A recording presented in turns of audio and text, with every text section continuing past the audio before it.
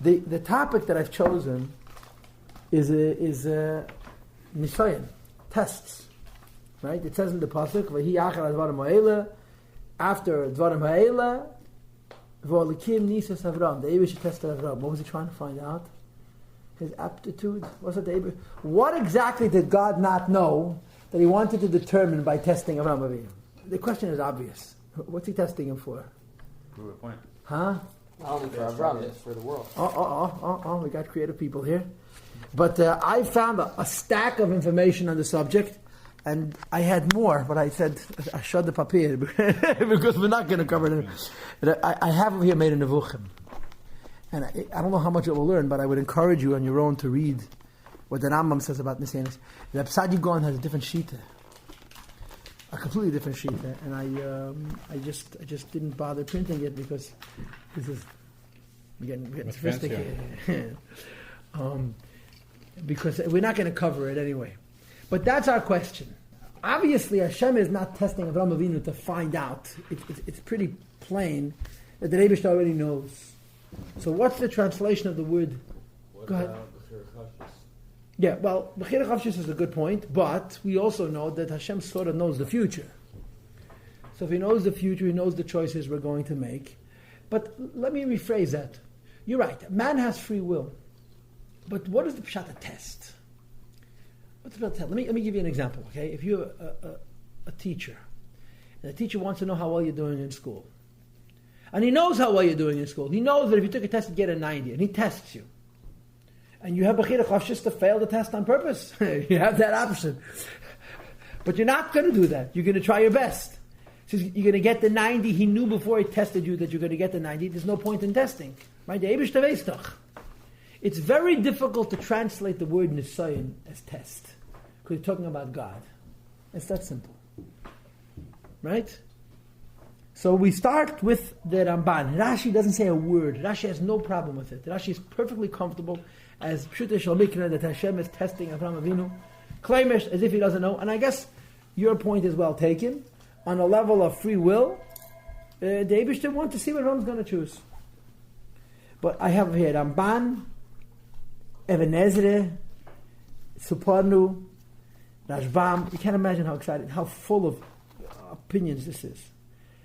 Zok der Ramban, Inyan HaNisayan. You see where I'm reading? The bottom of the page. Inyan HaNisayan, the idea of a test, who Ladaiti is in my opinion. Ba'avur hayes ma'isa ha'ad. Since the actions of man, Rushus muchates b'yadeh, which means basically, are totally free, where we can mamish do whatever we want.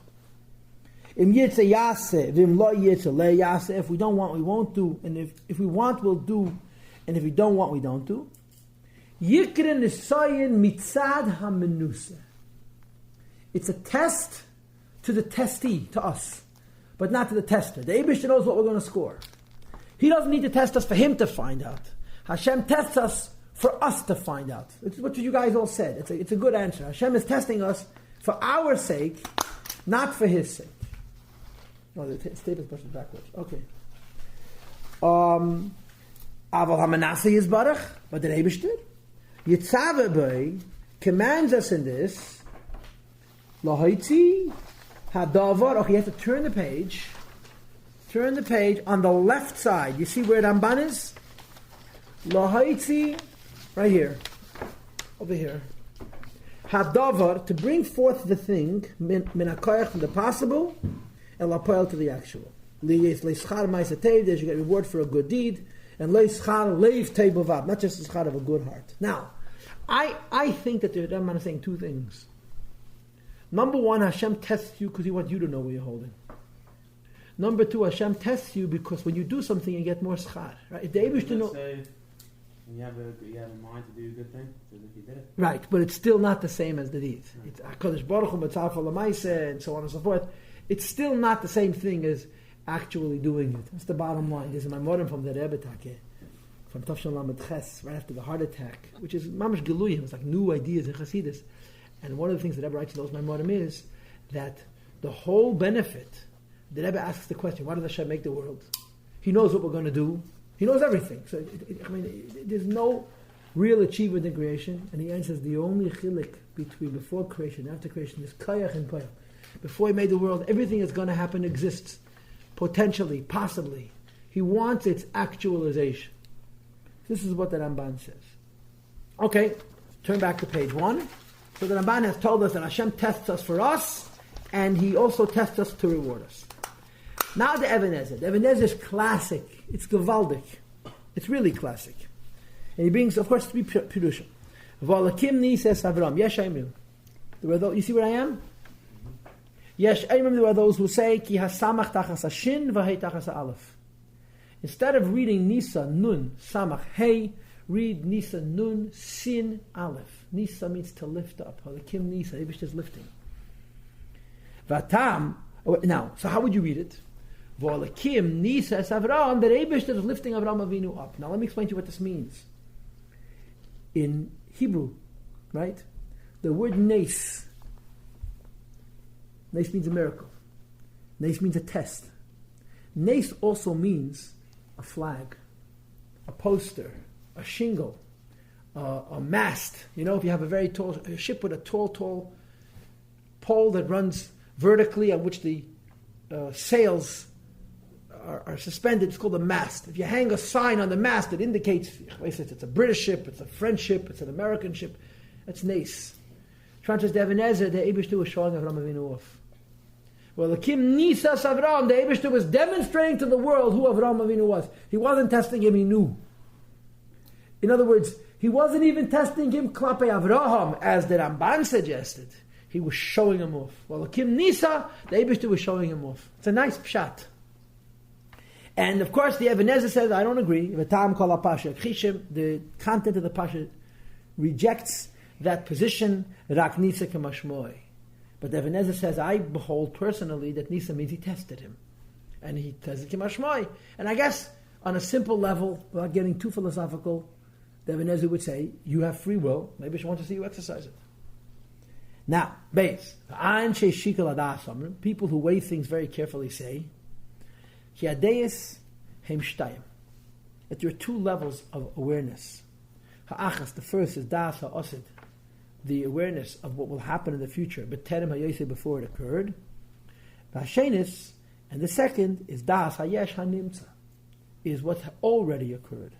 The meaning of the word nisa means to bring from the potential to the actual, which is, I think, exactly what the Ramban said. Right? The Ramban told us 2 thoughts. A, Hashem tests us for Avram's sake. B, Hashem tests to reward him for the poil, not just for the koyach. So the second interpretation of the Even Ezer seems to be Ramban, I think. I don't know for sure. Now, Gimel. Ve'hagoan Omar, and I wish I knew who Hagoan is.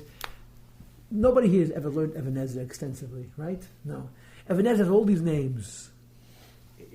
Anche Shikal Hadas, Hagon. Who are these people? Akeida has designed it. It's a whole world of Sfarim that Pasha don't exist. Even Ezer had Sfarim, Ksavim, that's Mehabim Pasha nicht. Vahagon Oma, the Gon writes, Shemilas Nisa. The translation of the word Nisa is Heres Tzidkosei Lebnei Adam, to demonstrate his righteousness to people. And this is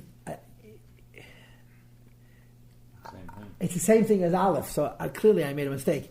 Nisa means to lift up in Aleph, and Nisa and Gil means to show off. Now skip a half a line, and the Even Ezer disagrees with this as well. This God knew when Avraham Avinu did the Akeida, there was nobody around. He objects to this pshat as well.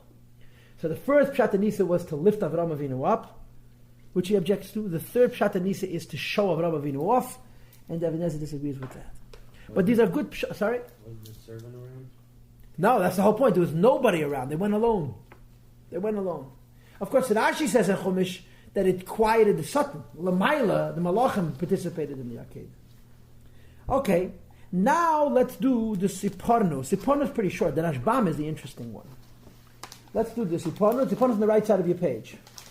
Okay, Nises Avram, Kivin, the intent was, Sheyihye bepoyel oihev, and he should love actually V'yad and v'yero should be seen as Avraham Avinu loved. In theory, he should love in actual fact. Which would compare Avraham more to Hashem, which is good to the world, not just possibly, potentially, but bepoya, actually. But he goes on to say that the whole purpose of man is to be like Hashem, to be tzadikim daimim l'boidam, and by Avraham being tested and surviving the test, he became more godly. The Rashbam is interesting. Sehr interessant, the Rashbam, and I was to say, but the Rashbam says it straight. I want to give you a short akdama. Rashbam was Rashi's Einikol. The Rashbam had geschrieben, I never saw it inside, but I heard that Rashbam said that he's able to make a Pirush like his grandfather on Shas. But a Pirush like his grandfather on Chumash, he cannot. The Rashbam is a Rishon who tries to outpash than Rashi. He's like, if Rashi's Pshat, the Rashbam is always more Pshat. Is he in Arab Sachem? Yeah, Arab Sachem and Baba Basra. Yeah. In Arab Sachem, you have Rashbam and Rashi. Baba Basra is the longest Masechta in Shas simply because of Rashbam. You put Rashi there, and Baba Basra is the same size as Baba Kam and Baba Mitzvah. So he said that he could outdo. He could do the same thing. He could machen mit dem Zayden on Shas, but not in the Chumash. Rashi is a tiefer thing. Mm-hmm. But in Chumash, Rashbam starts in the middle, like Vayeshev or something like. Well, this is before Vayeshev, but it's not from the beginning. We don't have Rashbam from the beginning, and he tries to be very pashtas. He's a very nice gedank. He says that Avram was being punished. The test was a challenge to Avram because Avram did something wrong. Let's read it. It's my opinion, says Rashbam. Oh wait, I'm reading the Ramban again. Forget. Kol Mokam Shenemar. You see what I'm reading? Kol Mokam Shenemar, wherever it's written, Achar Advar Me'ela, Mechubar Al Pashama. Let's connect it to before. It says the Rashbam, Achar Advar Me'ela, turn the page. After these words, left side on the top, Shaharak Avram Asamalacham, Avram Avinu killed the kings. Right, don't be afraid, men from the peoples of the world. Hashem told him, don't be afraid of Goyim, I'm watching you. It happened later, Yitzchak was born. Avram Avinu was informed. Okay, forget this. He's just bringing examples. He's bringing a number of examples of Achar Advarim Ha'ela. Afkan, second wide line. Tell me when you find it. Afkan, second wide line. Achar Advarim. What does Achar Advarim mean? Shekaras Avraham Bris Lavimelech. Avraham made a covenant with Avimelech. Hashem says to him, don't be afraid. And he's negotiating peace. Loi ulanine ulanechte. To Avimelech himself, son and grandson. Shall Avraham. V'nasan le'sheva kavasis atzein. He gave him 7 sheep. V'chara api shel HaKadosh Baruch Hu azeh. It's a very original pshat. The Eibush was very upset. You're negotiating with Goyim. Now, I'm performing so many miracles. What are you negotiating for? Shari Eretz Plishte Bechal Gvul Yisrael. It's a part of Eretz Yisrael.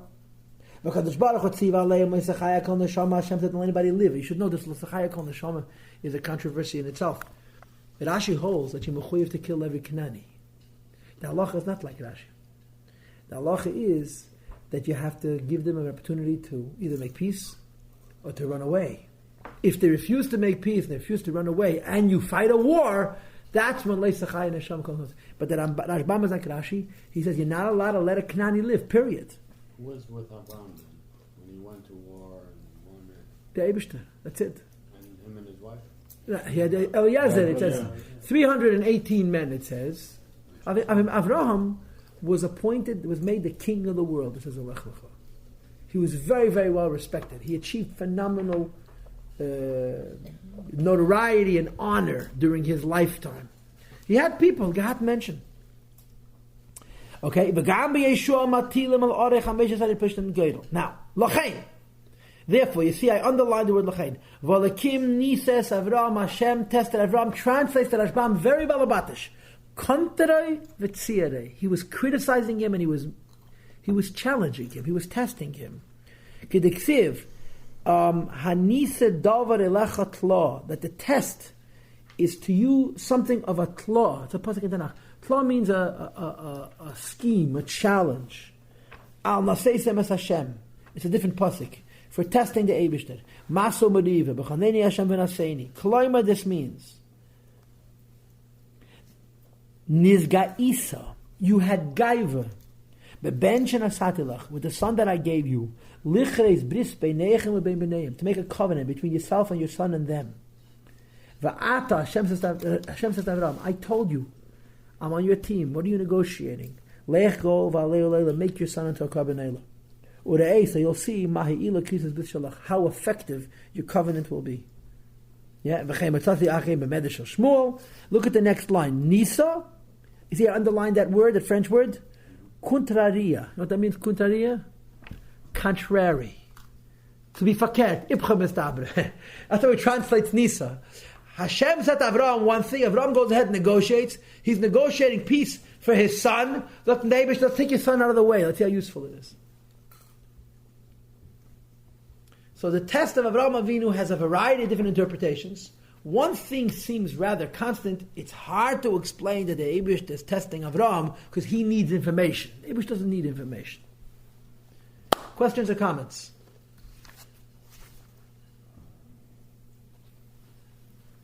He says he tested him. It was a test, and then Either it was testing him for Avraham's sake, Avraham should know his Madrega, or it was testing him to show him off to the world, or he was testing him to give him more schar, or he was testing him because he wasn't happy with him. The Eibishter didn't want Avraham to do this, and the Eibishter was giving him a hard time for it. Now we have the Rabbeinu Bechaya. I'm going to skip the Rabbeinu Bechaya. Okay, so I gave you some decorated pages, so you see that I like to scribble on books. And turn 2 pages. You'll have a Ralbag. Okay, the Ralbag is not scribbled on. The Ralbag says something very, very interesting, zayid into the sun, and weird actually. But I put right after the, this is the Ralbag. How it looks. Right after the Ralbag, I put a Rashime from the Rebbe Rashab. I'll get to it momentarily. He says a very interesting thing. Nisa me'inyan nisayan. Nisa, the word Nisa denotes a test.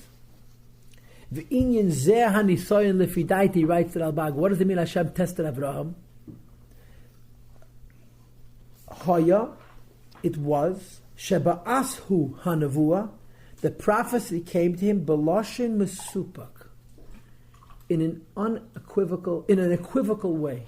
Supak means you could read it this way and you could read it this way. Hashem says to Avraham, take your son v'ha'alehu. Says Rabbah, what does Alehu mean? Offer him as a carbon or take him along and bring a carbon with the 2 of you? Hashem says to Avraham, Al Yitzchak, about Yitzchak, v'alehu sham la'olam, bring him up there for la'olam. These words, yitochen, it's possible, sheyuva, that you should interpret them, sheyizbach oisai v'yasei oil, he should shecht him, or sheyalei oisei sham, he should take him up there, lahalis oila, to bring a carbon of an animal, kadei sheyischanach yitzchak v'avedas Hashem. Hashem speaks to Avraham and he's deliberately vague. So that Avraham is left with a choice. Does Hashem want me to sacrifice my son or to bring him to an event of sacrifice? Okay? V'nisa oisei Hashem yisala, the Eibishter was testing him. Im yiksha be'einav lasis shum david, if it will be difficult for Avraham Avinu to do anything, shetzivahu ad Hashem alav, that Hashem commanded him to do it. So what's the test? The Eibishter says something, and it's equivocal, it's vague, you can read it this way, you can read it this way, to see if Avraham is so devout that he's not going to look for a heter if he was sagt. Now, just for the record, top of the next page, V'zeh she'Hashem yodeya, the fact that Hashem already knows, Masheroish yaseyu ha'adam, what's appropriate for a person to do, Lefi she'masudah le'mipasal yoinim, as it's in the heavens. The choice of a person, he mashal zeh hasidah. In other words, the Eibishter made the Olam Asal Yoinim to give us personalities and inclinations, and sort of Hashem knows by knowing the Al Yoinim what we're going to do, but a person can overcome this. Therefore, it's not a question. That not everything that man will do is lefi mashem esudalei. Man is not fixed by the mazalis. But a person, it's possible to do those things, where he won't do this. And therefore, in other words, the Ralbag is a big philosopher. He says, Hashem Taka made stars, and the stars do write how we're going to behave, but we can override the stars. And therefore we have free will. So the Ralbag says something very interesting and controversial. The Eibishter speaks to Avraham in riddles, and he sees, will Avraham look for the easy way out, or will he do what the Eibishter really wants? How does he know if it's really... How is he going to figure it out? No, it can go either way. And if he would have said, what if Avram would have gone the other way? Okay, Why would it be wrong? so read the words. Va'aleu sham la'olah. Bring him on. Okay. In other words, if someone, God forbid, the Eibush doesn't want human sacrifice, but if the Eibush comes to a person and says, take your son, Va'aleu sham la'olah, immediately the pilpul fingers start to operate. You look for a way out. Right. Yeah, but if there was both ways, son or animal, why Then did you bring the animal along? Because the Eibush had one intent. Then it's not a riddle. Then it's not a double, it's a one. No, Avram interpreted it this way, so he didn't bring an animal. The straightforward way is to do that. If you twist it a little bit, you find a way. A very little bit. You have to just bend it a tiny piece to keep your only son alive. It's kind of a test. So I just want to show you something very interesting. This is a conversation. Just turn the page quickly between the Rebbe Rashab and the Frierdiker Rebbe about Mashiach. We're not going to read the whole shtickle. I underlined the words I want you to read. This is the Frierdiker Rebbe asked his father, "How is Mashiach going to know he's Mashiach?" So it's a very interesting conversation. So I underlined the words that we're going to read with you. The Rebbe Rashab says from Frierdiker Rebbe exactly the opposite of the Ralbag. Exactly the opposite. Wie viel Mal ich hab getracht in der Minion von Akeidas Yitzchak. Der Lechoeure, Rebbe Koyach weiß sich aus, als der Eibishter soll sagen, etwas han Nivra. Wie scheich es soll sein Meniach. Menias, Hashem speaks to Abraham Avinu. How could there be any obstacles? Bekoyach weiß to as es garden sheiches, kein Meniach ikuf. When Hashem comes to a person and says, do something, it would seem like it's up and down, it's straightforward, yeah? Hashem comes to the Navi Yeshaya, Hashem comes to the Navi Yirmiyah, and says to do something or to say something, it would seem like it's black and white. Now the emes is takaze. The truth of the matter is, it's taka this way, ases nita, kein menias v'ikuv mafazazach. There shouldn't be able to be obstacle to such a thing. Nor asfalt arayin machshavas and sveikes be'etzem ha'inyan. When Hashem tells you to do something, it's clear. But you start to question etzem inyan. Tzi is das atziva mehavaya. When Hashem tells you to do something, it's unequivocal. But maybe I didn't hear correctly. Maybe he didn't say that. V'asiba lazeh hu mash'ein yedim is atziva. When Hashem speaks to a Navi, sometimes the Navi Taka doesn't know if Hashem told him or not. When a Navi is a Navi on a low level, Hashem gives him a command and the Navi is not sure. Avol Avraham lehoyu shum sfeikis. Avraham had no doubts. But you're the hative shezartzivi Hashem. When Avraham was told by the Eibishter v'haleu, he knew exactly what the Eibishter wanted. Lehiyes, because shemitzad etzem madregose, because of his level, hoyu be'erech, he was on a measure laid al lahovin ma'im v'tzivi avaya. He had no doubts. Right? There's a lot of levels of nevuah. The lowest madregas of the Viyam, Hashem talks to them, and they're not sure what he said. If they would know what he said, there would be no doubts. But they're not certain. Hashem says to Avraham, shecht your kid. And he does it. Because Avraham was a madrega, he understood the Eibishter exactly. So the Ralbag says that the test was that the Eibishter spoke and allowed Avraham to interpret it.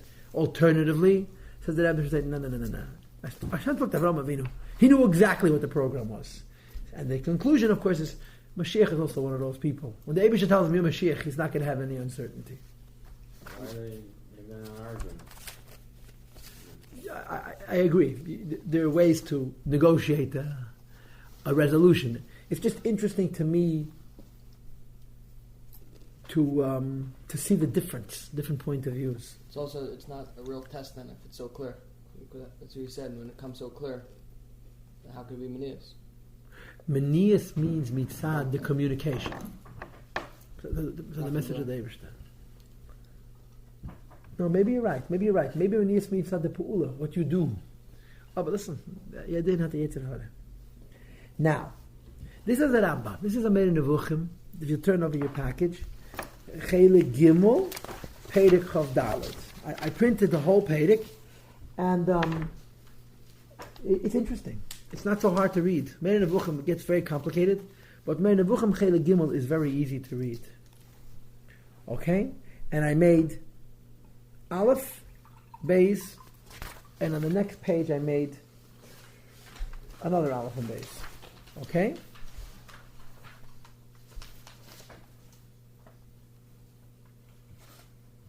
Okay, forget it. Turn the page. I'm not going to stop at the beginning of the Perek. I encourage you to do it on your own, but I want to read the next page. Page Shin Lamed. Okay, I made enough arrows for you not to be able to miss it. Page Shin Lamed. You see what I'm reading? The last paragraph on the page. Avo Parshas Avram ba'Akeida. The story of Avram Avinu with the Akeida. It includes two primary things, and both are elementary. They go to the basic meaning of Yiddishkeit. The first reason the Eibishter tested Avram Avinu with the Akeida. Listen to these words. To find the border, the end of Avram Avinu's love to the Eibishter. You know the Medrash. The Medrash says, Hashmai Mesapim Kavod Keil, right? The heavens tell us how great Hashem is. You look at the heavens, how great the Eibishter is, right? So the Medrash gives a mashal. Imagine a rich, a powerful, strong man comes into a society, into civilization, and he wants people to know how strong he is. So he goes over to a rock and he lifts it. He goes over to a larger stone, he lifts it. He goes over to a boulder and he lifts it. If he could lift the absolutely heaviest stone that exists, so you know at least how strong he is. But you don't know the edge of his strength. The only way you can know the edge of his strength is, this is the stone he can lift, and that one, no, that one he cannot. Hashemayim Mesaprim Kavod Keil, the heavens tell us the honor of Hashem, only in as much as the heavens can reveal. Hashem wants to reveal how much Avram loves him. He has to give him the ultimate test, the most difficult expression of love. V'hayira mimenu, and his fear of the Eibishter, le'eze gvul magas, how far it goes. Lefichach netztava b'parsha zu, therefore he was given this commandment, asher lo yarchena, it doesn't compare at all. Lo mesiras mama, not to give away money, lo mesiras nefesh, not even to give away his life. There's nothing more Avram can give than this. That can exist in reality. It would never cross any human being's mind that human nature would agree to such a thing. To kill your only son that you waited 100 years to give birth. So the first idea of Nisayan, he uses the word Lahoidienu, to reveal the breg, the edge of Avram's love, the edge of Avram's fear. Now, of course, you can ask the question, maybe Avram loved more, maybe Avram feared more. You're right. But there simply isn't a bigger rock than this. There's nothing more impossible for Avram to do than this. And if you can do this, maybe he loves more. It's simply impossible to demonstrate. Okay? Now, Va'inyan Hasheni, next page near the bottom. By the way, he goes into this whole thing that Hashem made him wait 3 days before he found Haramiriya, so he should relax, so nobody could complain that he was impulsive and that he was nervous. He had plenty of time to think about it, and he did it with a clear head, with full awareness, and so forth. Va'inyan Hasheni, this is it's very similar to the Rebbe Rashab's point. The second point is Lo Yenu, to teach all of us at Kama Amiti, how vivid, how real, how absolutely true Eitza Hanaviyim, it is for a prophet. Mashabolahem, what reaches them, Me'es Hashem from God, Bechazayin, in a vision. What the Rebbe Rashab and the Ralbag equivocate about. You're saying that it's soluble, and I would agree with you. In other words, you don't have to say it's a machlekes. The Ralbag focuses on the vagary of it. And the Rebbe Nishmasein says, nobody kills his son when he's not sure. It was unequivocal. And the message of that Akeida is that when Hashem talks to a Navi, he knows exactly what he heard. Nobody should think whether it happens in a dream or in a vision. Kamei Shabbayanu, as Rambam discussed it, Ba'arichas Gedela in the second section of Nevuchim. Ubem Tzes Keich Hamadama, it involves people's imagination as well. Efsher, perhaps, Shalihoya Masha Shamu, maybe they didn't hear it correctly. Or Masha Nimshalahem, the way they understood the Nimshal from the Mashal of Hashem's vision was Emes. Elamu'uriv by Hasharim Emes, there's kind of a guesstimation. It seems to me, right? L'cha'ira mashma, more or less, that's what the Eibishter says. Leficha charatza lashmayenu, the Eibishter wants us to know, shekol masha re'anav manavu emes v'nachan etzal navi in le'safik b'shum davar. A navi hears a prophecy, he's clear, he's absolutely certain into what he saw. So the Rambam's constant is Hashem isn't testing Avram to find out. Hashem is testing to teach us two things. The end of Avram's Vayera and the clarity with which a Navi knows. Now, I just want to mention to you, Agav, I didn't read the previous page, but I trust that you'll mitzvah Hashem during the week, enjoy it. This is a classic machlokes Rambam with Absad Yegon. And when I was preparing these pages, I could have prepared 50 pages of Absad Yegon. Achmanos on the copy machine. Absad Yegon holds that Hashem gives people tzaras for no reason other than lahar b'scharim. Hashem gives you a hardship, you don't deserve it. Not begilgul zeh, not begilgul lached. The Rasag doesn't hold from begilgul b'chlal. Just, he gives you a hard time, and then he's going to reward you for it. The Rambam gets very upset about that. Didn't Tanya say something like that? Where? I don't know where. Something that hardships bring you upon reward. True. But the hardship is not only for the reward. When Hashem gives a person a hardship, he's not saying, he did Rasag right, even animals. Hashem makes animals suffer, and in Olam Haba they'll have a better life. The Rasag holds that you can have Yisurim for no particular reason. You have to understand, everybody in the world of the Rishonim has the same question. Tzadik v'raloi. What does Tzadik v'raloi mean? Tzadik v'raloi means, how come good people suffer? How come there's suffering in the world? This is the book of Eve centers around that question. How come good people suffer? Rambam worries about the Absad Yegon, everybody worries about it. So the Absad Yegon gives a number of explanations, and one of them is, sometimes there's no reason. You suffer, tomorrow you'll have schar. The Rambam doesn't like it at all. So he starts off his Perek on Nisaynis by quoting Rasag. He never mentions his name. He says, I don't like that. No, Hashem doesn't make people suffer for no reason. Rambam is a Lubavitcher Rebbe. Let me tell you. You read the Rambam and say, it sounds like we put Sichas. A mamish, in so many things. Such an optimistic, lichtike, and simple approach to life. Rambam says, I don't like this idea, Hashem making you suffer just for the sake of suffering. Anyway, we're ready for the Maimed. Okay, and we're going to slow down. We're going to learn this Maimed a little bit, because we do have 20 minutes. Okay? This is a Maimed. Does he give a reason? Rambam has a policy, an across-the-board policy, and this is a topic that I'd love to discuss with you, that the Eibishter's relationship to the world is reasonable. It is reasonable. He says, to expect to understand everything Hashem does is impossible. But to simply say that Hashem is teasing us, playing with us, doesn't make any sense. Why not? Because He created us with reason, He created us with intelligence, He created us with a certain perception, and He chose to interact with us. Why would He give us a certain way of seeing things and then mess with it? You give people intelligence and then you're going to behave in an unintelligent way. Don't give them intelligence. Since Hashem has given us intelligence, we need to assume that this is the Rambam's philosophy, that He wants us to use our brains to try and understand what's going on. Therefore, you must say, writes Rambam, that for the most part, what Hashem does makes sense. To understand everything is impossible. But to simply say that Hashem operates irrationally, as some philosophers held, why would they give you a brain and then not appeal to it, not touch it? This simple theory that I just brought weaves its way through the whole Moreh Nevuchim Chel Gimel. And I'll explain what I mean. Moreh Nevuchim is very hard sefer to read. And of course, sometimes you read it and you end up with more kashas than terutzim, so on. But Chel Gimel Moreh Nevuchim, the beginning is impossible to read. The first 8 parakim is pushed to the Merkava. But after that, the Rambam becomes very, very realistic. Beginning of Perek Tes is a very, it's a Geschmack Sefer. He took for all kinds of issues. Can we know the reason for which Hashem created the world? Why do bad things happen to good people?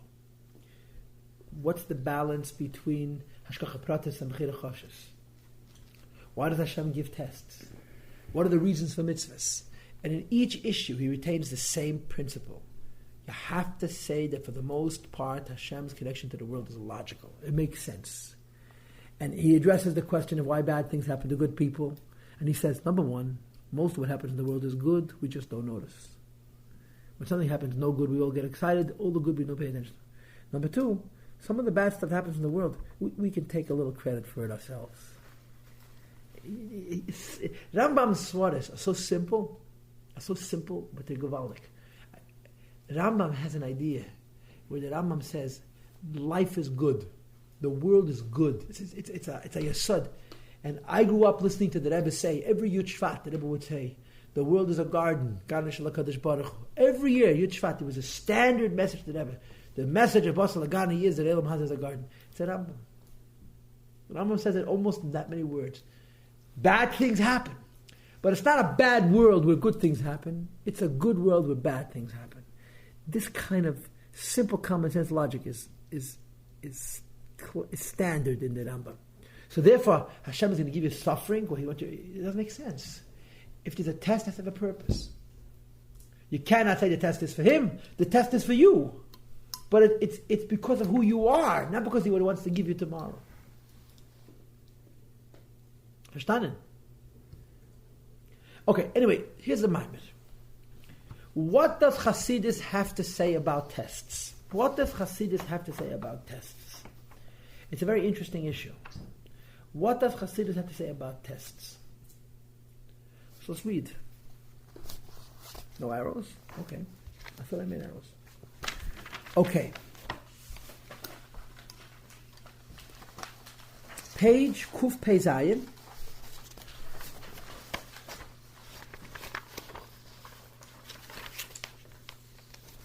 Sif Dalet. Sif Dalet. He's talking about tests. Vehine. Tam HaDover. The reason for the fact that the only way to deal with a test is through Mesiras Nefesh. The Rebbe explained in his Maimed, because in a test, the divine spark is completely concealed. And the Rebbe explains by distinguishing birurim from the syenis.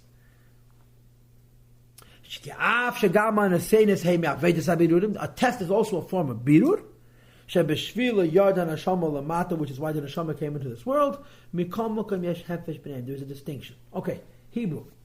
What's the translation of the word birur? But please give me the translation, not what you think the translation is. What's the type of the word birur?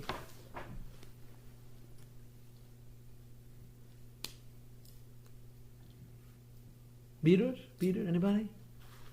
You want to be boided a translation of the word birur? To make clear.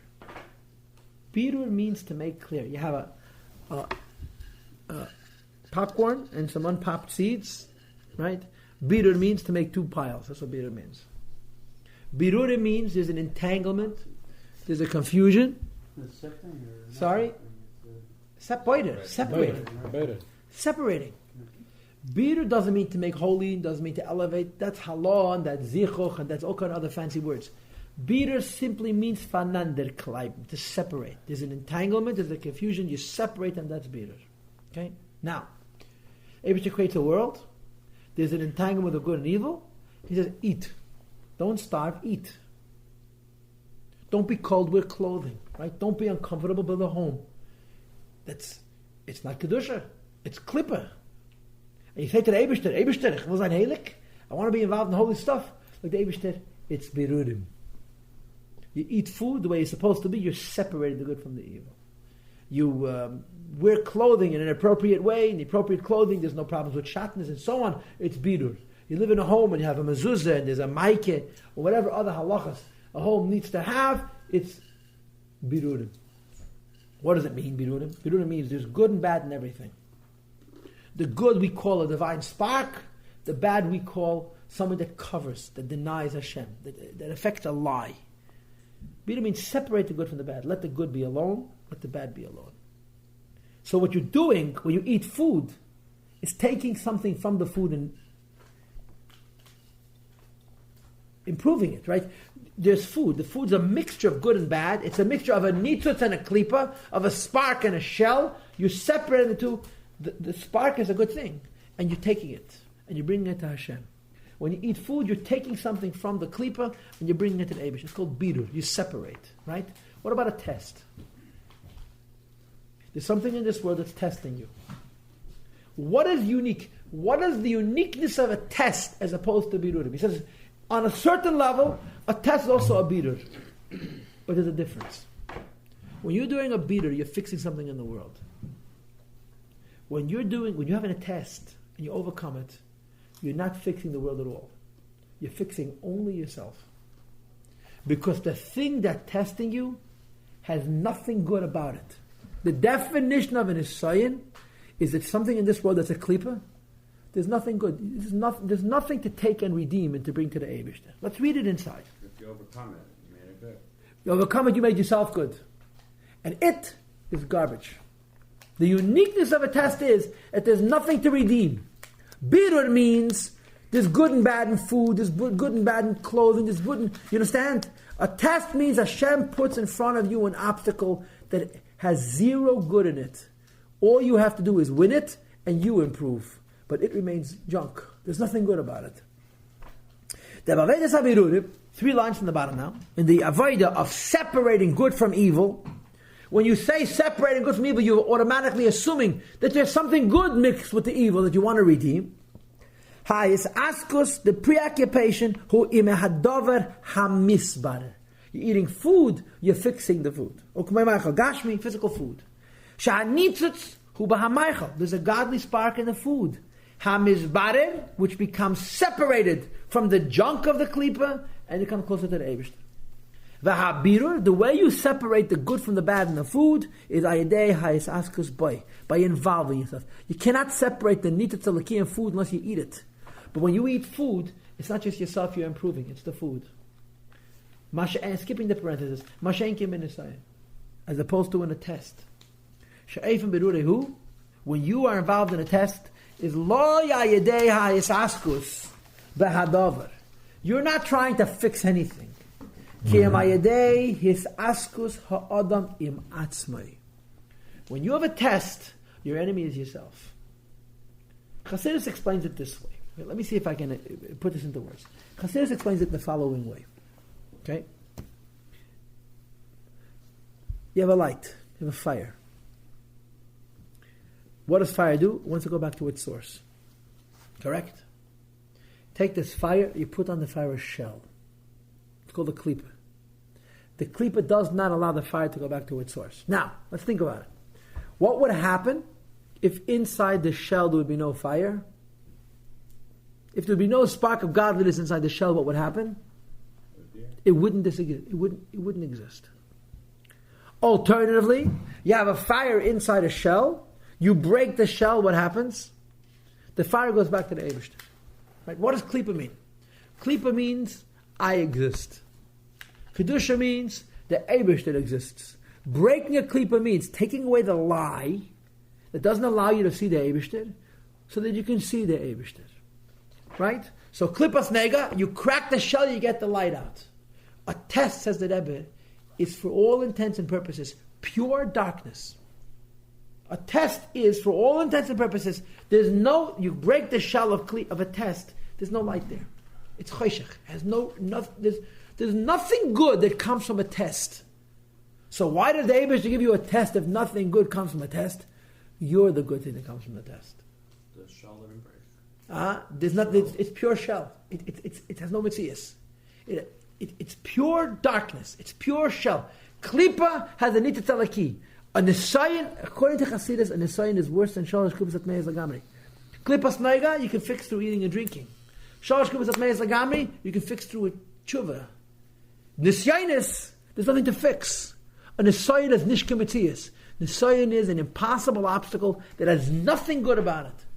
Nothing good about it. The only thing that is benefited when a person has a test is the person. Ultimately means everyone gains from it. The person gained and everyone around him gained. Fine, but the point is when the Eibishter gives you a test, the only issue of the test is you. Let me verbring about it a little bit. Okay, let me verbring about it a little bit.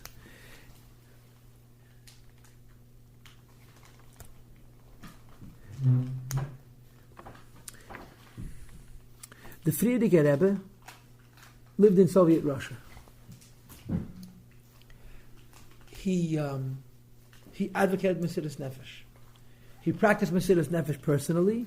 He advocated Mesiras Nefesh from his Hasidim. What kind of a Mesiras Nefesh did the Frierdiker Rebbe advocate from his Hasidim? He advocated from his Hasidim a Mesiras Nefesh which is completely irrational. I'll illustrate it to you, but I want to give you a Hagdam. I want to give you a short introduction. When the Frierdiker Rebbe was 15 years old, on his 15th birthday, his father, the Rebbe Rashab, took him to the Oyhel of the Rebbe Talmud Tzedek in the Marash. It's a famous story. It's recorded in detail in the Likutei Devarim. And he made with his 15-year-old boy a Krisas Bris. He made a covenant with him. And from that day on, the Frierdiker Rebbe was a 15-year-old boy. The Frierdiker Rebbe never had a life, by the way. If you want to know which Rebbe, the Frierdiker Rebbe never had a life. He didn't have a childhood. I mean, the other Rebbeim, hid in a cocoon until it was time for them to emerge. The Frierdiker Rebbe became a public servant at 15. He became his father's right-hand man. And one of the things that happened that day in the Oyhel was that the Rebbe Rashab said to his son, the Frierdiker Rebbe, the following: Faraskonis tziburis dafen haben Mesiras Nefesh. To be a public servant, you have to have Mesiras Nefesh. And he asked the Frierdiker Rebbe if he knows what Mesiras Nefesh means. So the Frierdiker Rebbe, of course, said he didn't. So the Rebbe said the following: Am kum zu a Wand, me kenish da rüber, me kenish da runter. Darf man klappen Kopf im Wand, bis man macht a Loch und man geht da durch. You come to a wall. You can't go under it, you can't go over it. Don't pound your fist. Don't pound your leg. Don't get a hammer. Pound your head into the wall till you make a hole and you penetrate through. What is the meaning of this statement? What does it mean? To give everything, just go straight ahead. But it's not just giving everything. This is, don't try to be normal, be crazy. I'm going to rephrase the question, okay? The Frierdiker Rebbe, you read the Siches, and it's intimidating, it's unpleasant. Sat in Russia, yeah? And you're speaking to Anash, to Hasidim, to your father's father, yeah? Or I guess it's your father's father's father at that particular point, yeah? He says like this: you live, I don't care where, in Kharkiv, in Poltava, in Leningrad, and you're surviving, however you didn't survive in Russia. And one day the government discovers that your kids don't go to school. And they come to your house and they say, every child in Russia must go to school. They have to get educated. If you're not going to educate your children, we're going to view you as delinquent parents. We're going to send you and your wife to Siberia, put your children in a reform home, and the state will educate them and raise them. No, what do you say? So the Frierdiker Rebbe says, don't send your kid to the shkola. Keep your kid in the house. I'm a vete verschicken. They're going to send you to Siberia, but verschicken dir. Don't send your kid to the Goyish school. It's the same logic. You come to a wall, don't use your hand, use your head. Yeah? You're in a situation where the Russian government is giving you two choices. Send your kid to it really was based upon courses. You went to the Goyish Shkola, you heard enough upper courses in one day for 10 lifetimes. But you'll be able to raise him. He'll come home after school. You can deprogram him. You can reason with him. You can teach him some Torah. You can be a Dugmachaya. Or don't send him to the Goyish school. They're going to send you and your wife to Siberia. They're going to raise him anyway. No, make sense out of it. What's the logic here? What's the logic here? There's no logic. There isn't even an attempt at logic. In Russia there were not only Lubavitchers, there were Litvische who were very pious. Edliche Yidden. And many of them disagreed with the Friedrich Rebbe. How retarded is that? You have a wife, you have children in your own home, send them to the Goyish school. You'll try to keep them as Jewish as you can by sending them to the Goyish Shkola. The fact, however, was that what remained of Yiddishkeit in Russia were the Mishagoyim who did what the Friedrich Rebbe said. What's the logic here? The logic here is very, very plain. Yiddishkeit is not in favor of being crazy. It's not an official policy. Some people say it's an official policy in Lubavitch. Even in Lubavitch, it's not an official policy. Yiddishkeit is not in favor of being crazy. Yiddishkeit believes in serving Hashem in this world. In this world means reasonably. Apisechel. There's Elam Hazeh. There's the Yetzer Hara. There's a reality of life. You have to find a normal way to bring together Elam Hazeh and Teda. You have to live, you have to eat, you have to sleep, you have to earn a living, and so on and so forth. Right? That's how it goes. If you were a mystic, you would say, if you were a Kabbalist, you would say, the Eibishter creates your neshama, puts it into this world, fix it. Take something from this world and bring it to the Eibishter. There are times, however, when the Eibishter comes along and he says to you, I am making it impossible for you to be a Yid. I'm not making it hard. I'm making it impossible. Hashem says to you, I'm giving you a situation, you're between a rock and a hard place. You have no choice. The generation of the Friedrich Rebbe was such a circumstance. A classic alternative example is Rabbi Akiva, right? Everybody knows the story of Rabbi Akiva, yeah? The government in Rome announced that if you teach Torah, they'll kill you. Rabbi Akiva gathered together Talmidim. He taught them Torah. They arrested him. They put him in jail. And one of his Talmidim came to him, and Rabbi Shimon stood outside the window of his cell and said to him, Nu Rebbe, what did you accomplish? So Rabbi Akiva gave him the mashal with the fox and the fish. You understood the fox and the fish, right? That if a fox goes down to the river's edge and he sees the fish are very nervous. I've never seen a fish that's not nervous, but that's okay.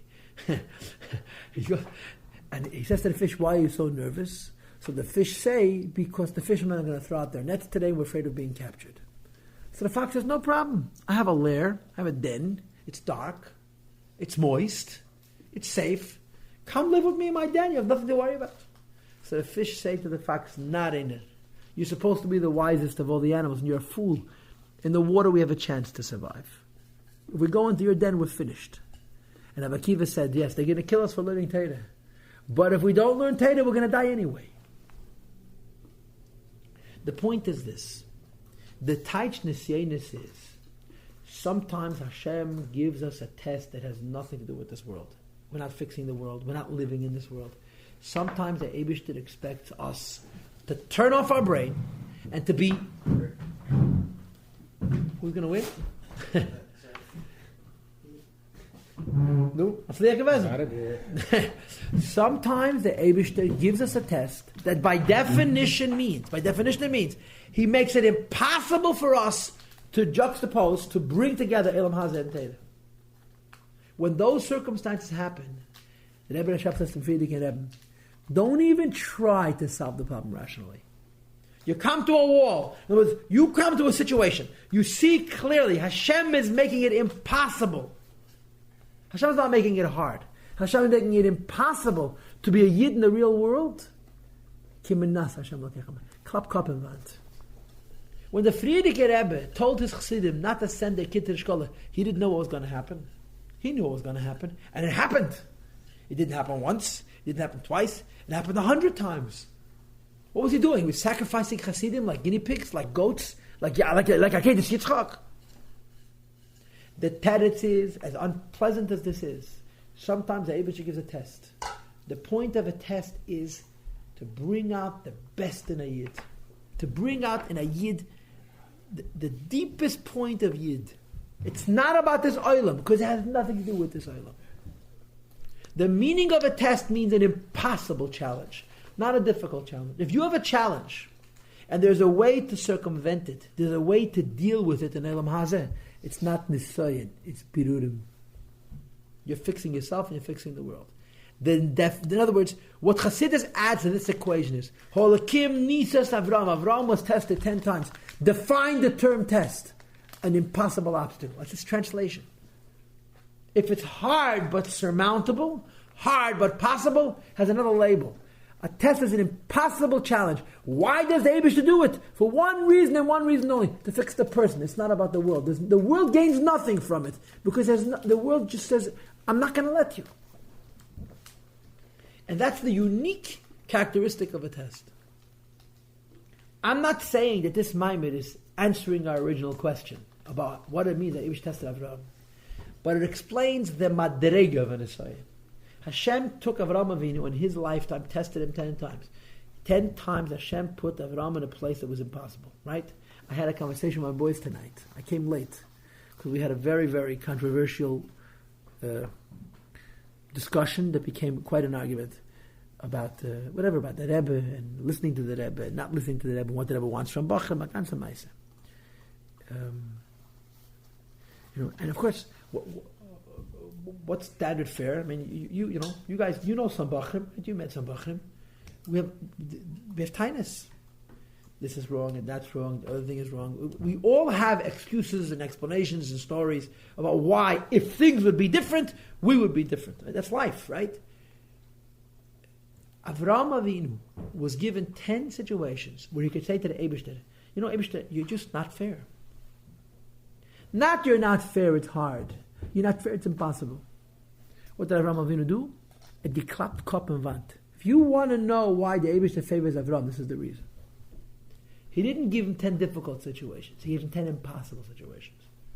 And just for the record, David HaMelech, it says in Tilim, Kapitel Lamites, said to the Eibishter, B'chanein Yinav Naseini, you tested Avraham Avinu, u'matzoses levav inemel lefanecha, u'lefichach nikra oyavi, the Eibishter favors Avraham Avinu, test me. The Eibishter tested him once and he failed. David HaMelech. A Nisayan is a unique category of challenge. The Eibishter tests a person, the world will gain nothing from it. The world doesn't let you. There's no way you could be... This Inyan and Olam Hazet don't go together.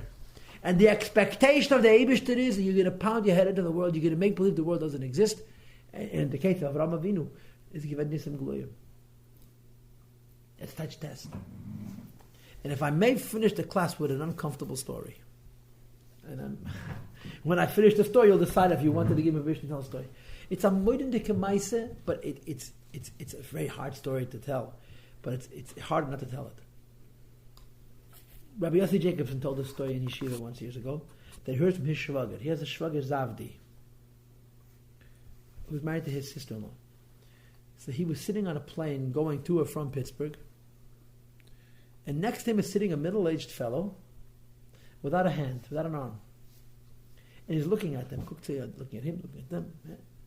So finally he leans over and says to them, Atem Mechabad, you're the Lubavitcher? He said, yeah. You knew the Rebbe? Unfortunately, this is a real question. You knew the Rebbe? He says, yeah, the Rebbe. He kartem at the Rebbe? You knew him? You had a feel in the Rebbe? What are you supposed to say? You shrug your shoulder like, I hope so. He said, yeah, get lachem alem Lubavitch. I'll tell you. Tells them the following. In 1975, I think, or 76, the Israeli government arranged a tour for the wounded from the Yom Kippur War. Yom Kippur War was a tragedy. It was a disaster. Yom Kippur War is responsible for all the tzaras and das tachten. It was a terrible story. And there were hundreds of people who were permanently invalid, in wheelchairs, who couldn't see, who had... Don't ask. So they arranged for a couple of them, 100 and some, to come to America, and to tour, to have a little bit of an experience. And one of the stops was 770. The Rebbe came downstairs and spoke to them. The Rebbe proposed then that they shouldn't call them invalids, they should call them mitzuyanim, special people. And that idea that the Rebbe proposed is now universally accepted. The idea of calling a lesser person special rather than less came from 770, but now it's standard fare. And there's famous pictures how the Rebbe gave them dollars, but he went to them They were all, in other words, they didn't line up. The Rebbe went from person to person, handed them dollars. They had an opportunity to have yechidus with the Rebbe then, if they wanted. But of course, Rabbi Groner warned them about the Rebbe's time, Arayin and Arais. So they went in, they got a bracha, and they left.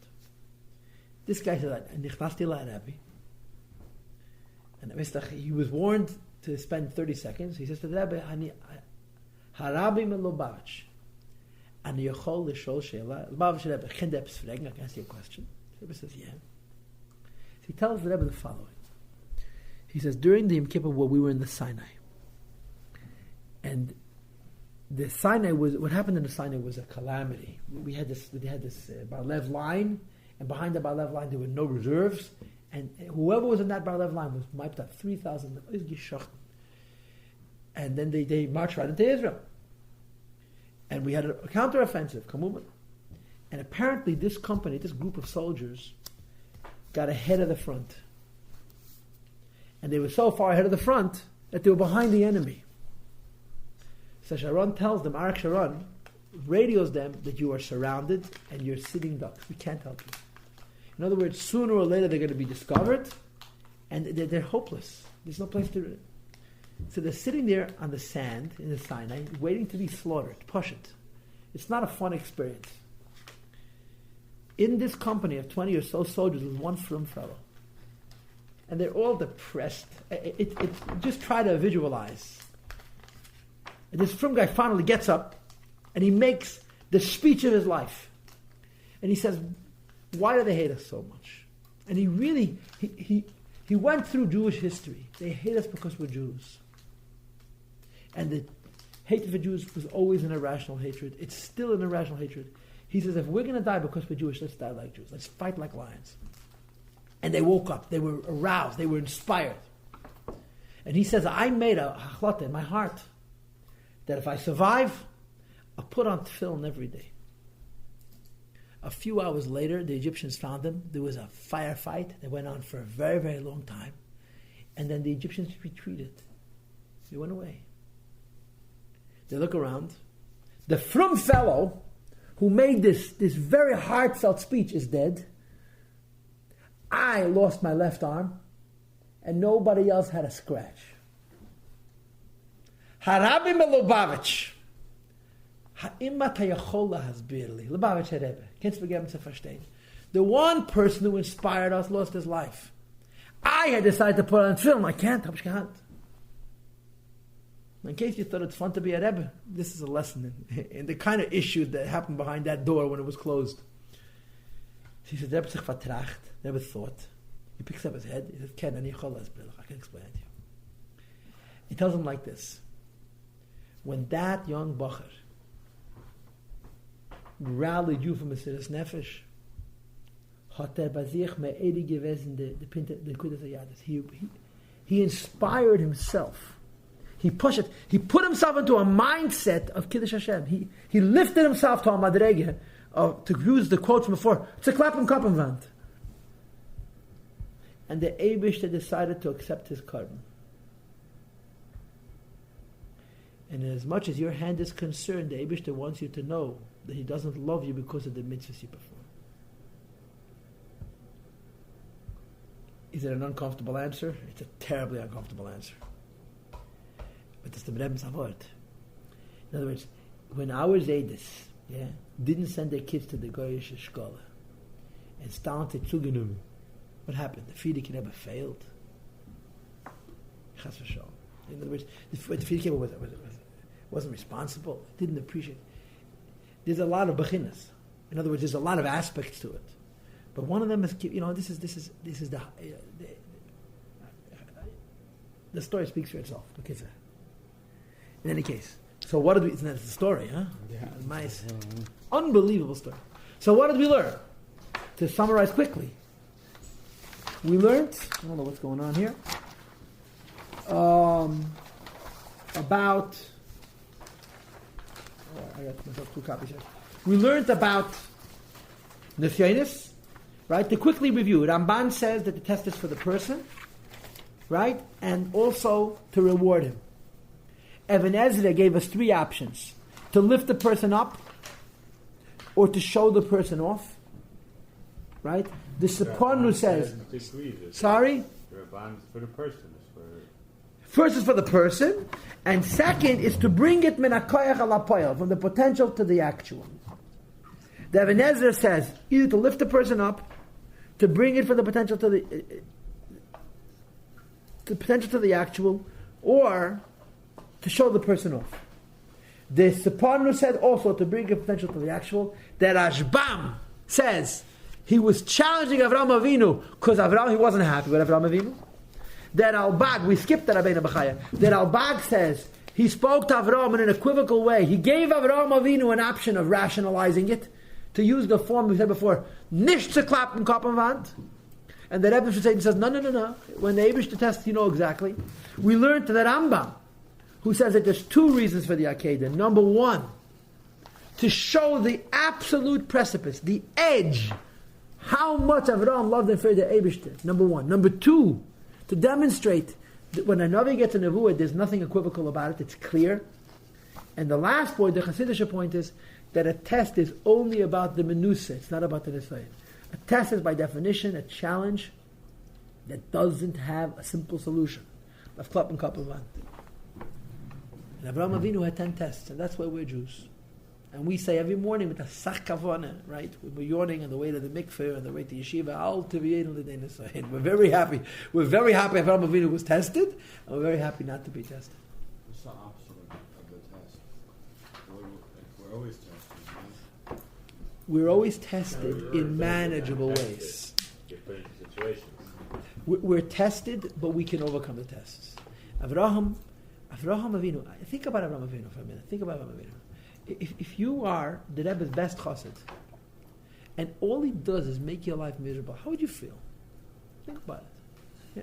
The Rebbe has many chassidim. You're the number one chassid. You learn all of his sichos, learn all of my mother, you do everything he says, and you're makar of thousand yid, and all he does is he gives you impossible situations. There was a Jew like that. We all knew him.